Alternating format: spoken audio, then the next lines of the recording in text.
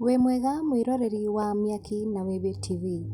Njĩtagwo Courage White na ngwĩraga haha nĩho mũciĩ wa mohoro mwaki mwaki.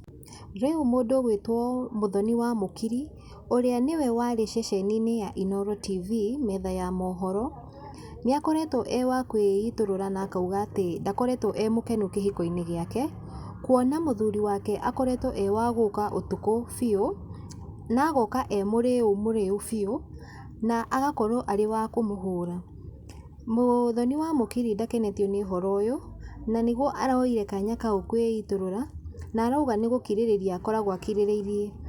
Na mwena wa comment section, fans ake marathire na mbere kuga atĩrĩrĩ, "May she be strong and pray for her husband to change. Woi, after such a lavish wedding, God protect this marriage. Shetani ashindwe."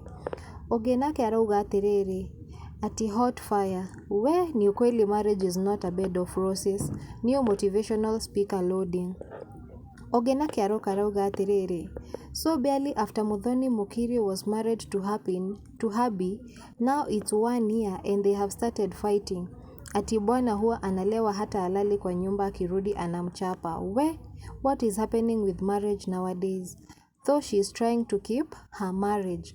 Angĩ nao makauga atĩrĩrĩ, ati Mary Kezia akauga atĩrĩrĩ, ati hii kuvumilia ndio inafanyanga wengine wanatoka kama hawana vichwa.